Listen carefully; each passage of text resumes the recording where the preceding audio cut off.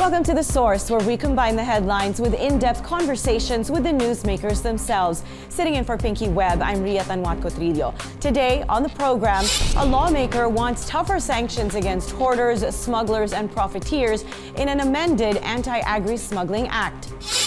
The remains of slain OFW in Kuwait will be arriving today, but apart from a deployment ban, what other options can the government take to protect OFWs? And later, the proposed Maharlika Investment Fund now in the Senate. We get the thoughts of Senate Assistant Majority Leader JC Ejercito live.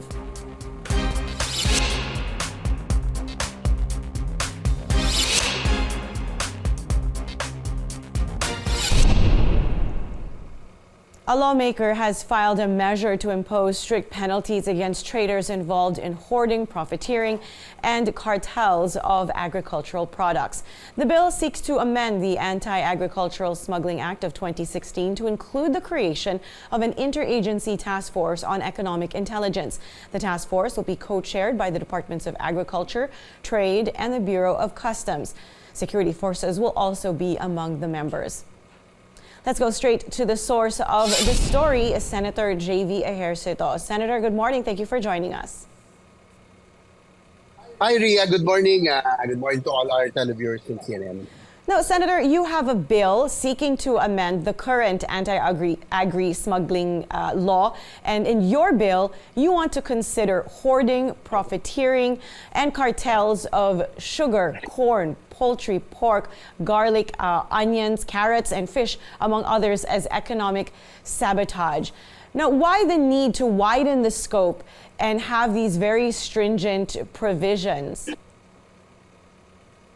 Well, Ria, we have seen how the agricultural industry has suffered, through the decades, of neglect and I would say self-inflicted wounds, because instead of the Department of Agriculture, the agencies helping our farmers, our local industry, they have been already issuing left and right imports permit, so it has evolved already. In 2015, Ria, if you recall, there was widespread smuggling of rice. That's why we had a hearing in the Senate, and I can remember that then Mayor Duterte was even one of the resource persons. And as a result of that hearing, I penned and I composed the Anti-Agricultural Smuggling Law, so which was passed in 2016. So that was passed, which already classifies large-scale smuggling of agriculture products, rice, sugar, and others as economic sabotage and therefore a heinous crime. But 7 years after its passage, now it has evolved. That, as I mentioned, the Department of Agriculture agencies have been issuing left and right importation permits. So it's not only smuggling. Now the problem of the agri industry is coupled with rise of onions recently. It's because of cartels, profiteering, and hoarding. So it has already evolved, Ria. That's why I would want to expand already the Anti-Agricultural Smuggling Act by including profiteering, hoarding, and also cartels. So speaking of this expansion, Senator, what penalties or sanctions do you hope to impose against the violators of the anti-agri smuggling law? As I mentioned, Ria, this is already considered a heinous crime. Just like the Anti-Agricultural Smuggling Act, large-scale smuggling of agri-products is now considered economic sabotage because we are depriving our local farmers, our local industry of income. So that's economic sabotage. That's 17 years imprisonment. And then also they have to pay millions in pesos also in fines. So that's if as far as I can recall. So that's it. It's in the law, but we will still have a hearing. It's 17 years to 20 years imprisonment and penalty of it will be determined by the courts. So, Senator, what would the parameters be of the sanctions for those who violate this law? I mean, is this something that you also want to expand? Well, of course.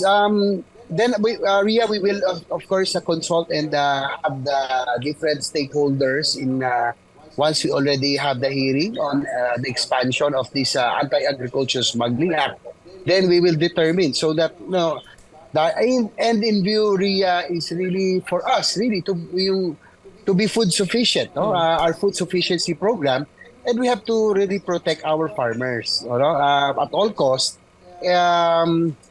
We have my frustration, Ria, is that aside from the Anti-Agricultural Smuggling Act, I also passed the Sugarcane Industry Development Act in 2016 or 17, which was both designed to protect, for example, the sugarcane industry. But 6 years, 7 years after its passage, it has become insignificant because of too much importation. So I'm hoping that these people who really also what we gathered during the hearing, a lot of people, a lot of traders, agents, cartels, are so organized that they take advantage of our farmers and then they hoard the supplies, and also they control the importation when it will come so that the prices they would control.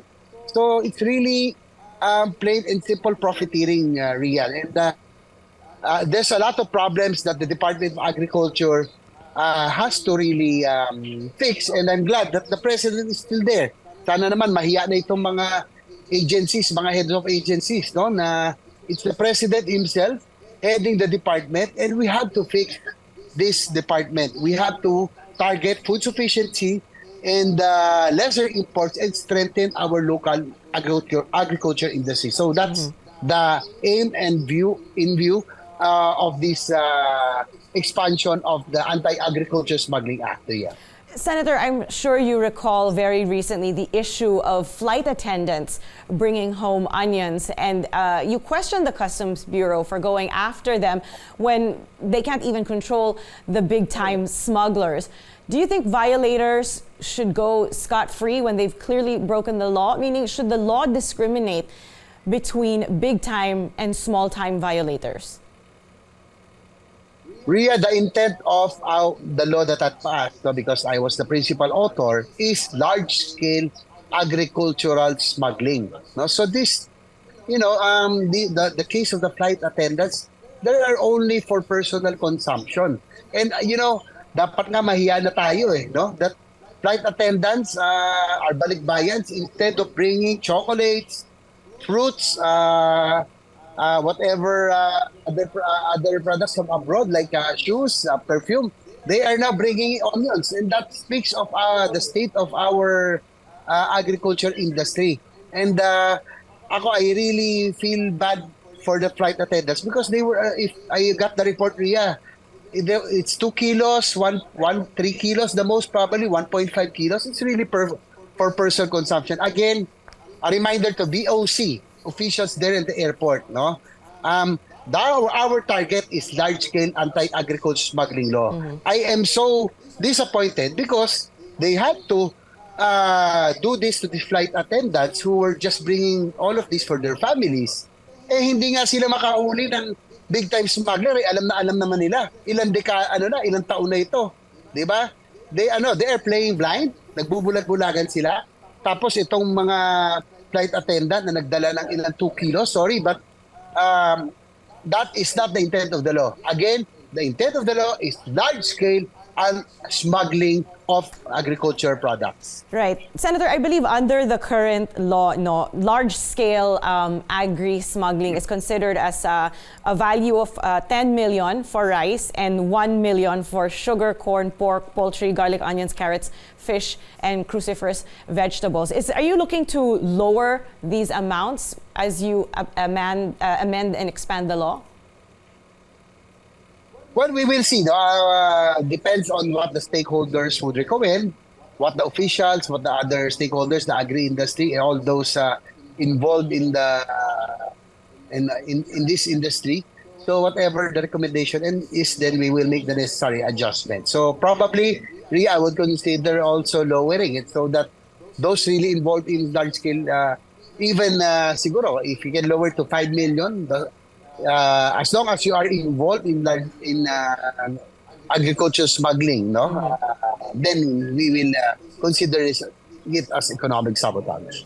Senator, sa tingin nyo, bakit ho wala pang nahuhuli na big fish or big-time smugglers? Because, in the past, there were names that were repeatedly mentioned in investigations, but no charges were put forward. Why and how challenging is it for authorities to go after them? Well, Ria, if anybody is really disappointed, it's me. Because, Ria, it's not easy to pass a law, no? It's a tedious process.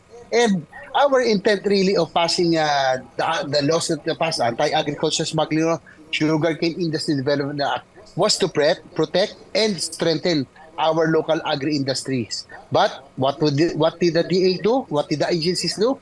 Issued left and right letters of authority to import. No? Kaya nga sabi nila, ang Department of Agriculture, with their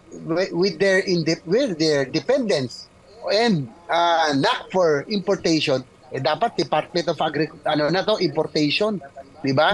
They have already forgotten how to strengthen, to prioritize support to the farmers, to prioritize protection of our local industry. Kaliwat kanan na ang importation. So that's a big blow to the landmark legislations that we passed that was really intended to strengthen our agriculture industry.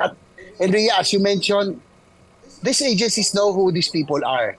The smugglers, traders, hoarders, and cartels. And yet, no big fish has been charged or even jailed. Dapat dito may masampulan kasi. So, yun lang. Your guess is as good as mine.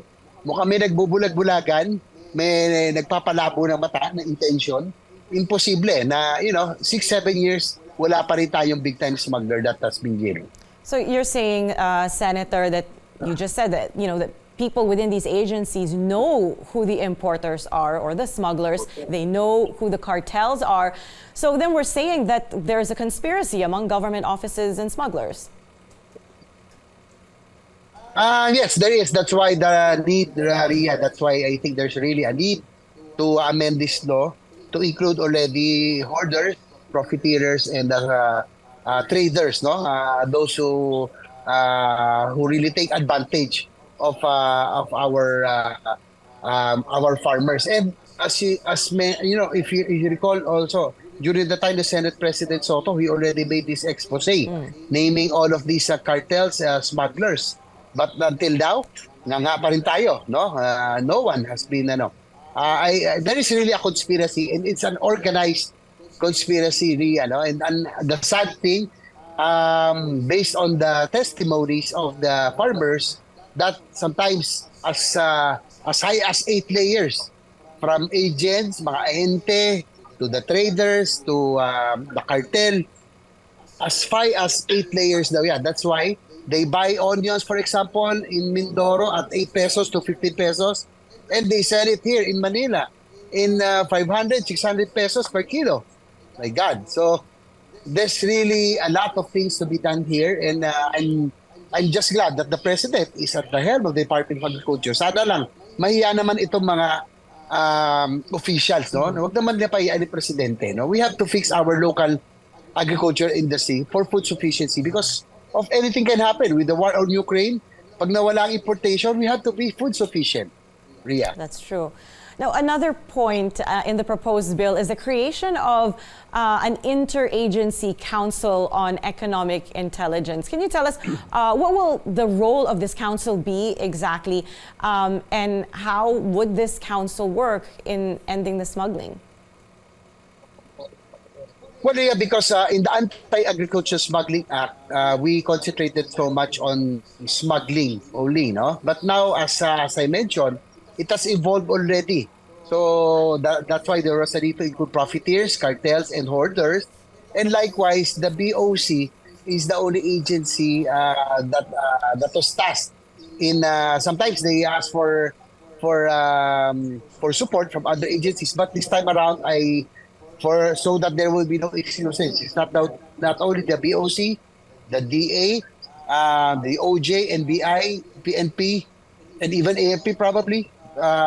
All the other agencies, all law enforcement agencies will now be tapped so that we can already, there will be no more excuse on now we can stop smuggling, hoarding, trading, and profiteering. Ria. Senator, we do need to take a short break. Stay with us. This is The Source on CNN Philippines. Please stay tuned.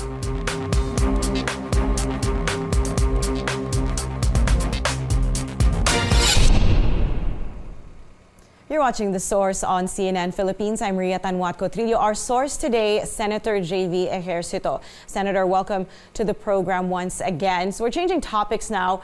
We want to talk about what happened in Kuwait to one of our kababayans. The remains of OFW Julie B. Ranara, who was, as we know, brutally killed in Kuwait, will be brought home tonight. What was your reaction upon learning of this gruesome death? Well, Ria, I really feel bad, no, because our OFWs go abroad to seek greener pastures for their families, and it's really sad every time an OFW is abused and even killed, and comes home in a box already. So I'm just hoping that our government officials, our agencies, embassies would exhaust all means so that she will get the justice, no, that she deserves. And likewise, Ria, I also filed the free legal assistance, increasing the free legal assistance for our OFWs in case that there are cases. No? So and it's already a law. I'm hoping that they can help the new Department of Migrant Workers so that all the cases concerning our OFWs, we always refer to them as our modern day heroes, mga bagong bayani. Every time they are in distress, I'm hoping that the government will always be there to assist them. So that's the intent why we push for the free legal assistance, for the legal assistance fund for our OFWs. Sir, sabi ng DMW, hindi pa daw kailangan magkaroon ng deployment ban sa ngayon. But is it better to review the existing labor agreement between Kuwait and the Philippines? In your view, what could the solution be here?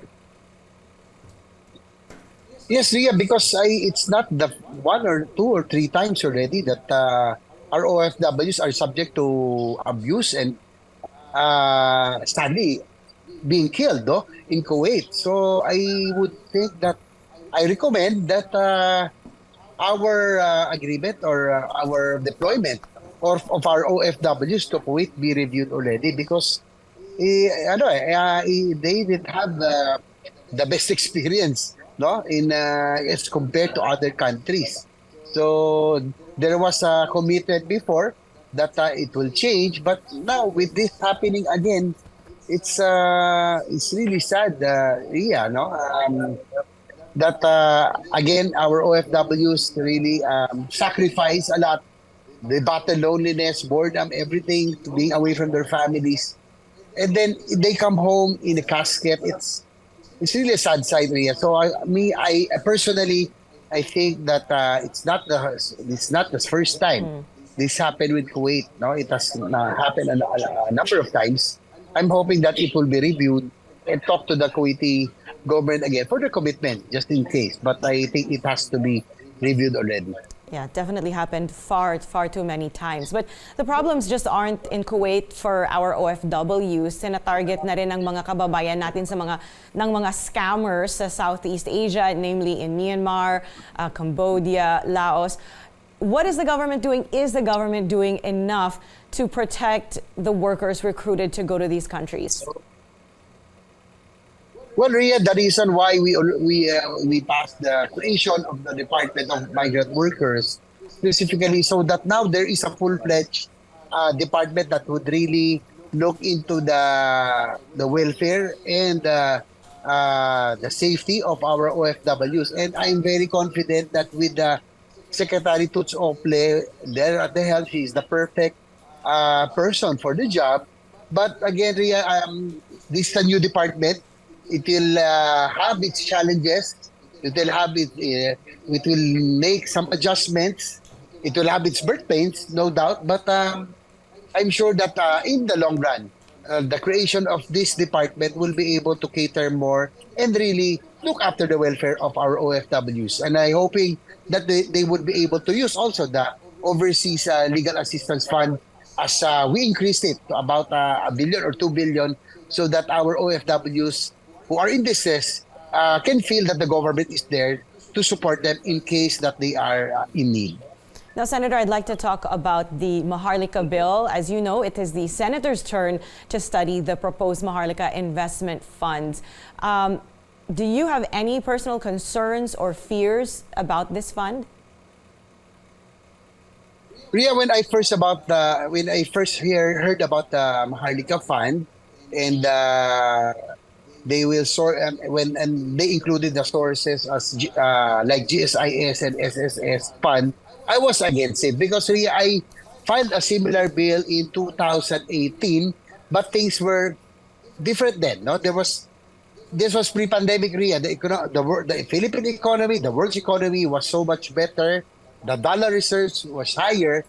So I filed a similar bill so that, we will have an investment fund that we can, with higher returns, that the government can use in its projects and give higher yield as an investment. But things have changed, and Ria, in my particular bill, it did not include the pension fund of GSIS and SSS because we cannot risk the pension funds of our employees, both government and private. And now that the House version heard our position, they already excluded. So we will be studying, but more importantly, Ria, we have to consider what is the intent of the Maharlika bill. And if the intention is good, then probably we'll support it as long as it doesn't touch the pension funds of GSIS and SSS. But we can be rest assured that when it goes to the Senate, it will pass through the stringent scrutiny, as we always do in the Senate. Now, yesterday we spoke to your colleague, Senator Pimentel, and he felt that this bill was referred to the wrong committee, namely the Committee on Banks. He said this fund is a fund, it's not a bank. What's your reaction? Well, Ria, I am confident that anybody in the Senate who would chair any committee is capable. And since this is a priority measure, as certified by the President, as mentioned by President Marcos, then they can be assured that we will tackle this. But we just beg for understanding because when the Senate, as the President knows, he knows the characteristic in the Senate that it will really pass through diligence, scrutiny, and study. So it might take time in case we pass it, but be rest assured that we have to make sure that all bases are covered. And because this concerns billions of government funds and investments, we have to make sure that it is used properly and that the risks are minimized. Yeah. Senator, we need to take another short break. Stay with us. This is The Source on CNN Philippines. Stay tuned.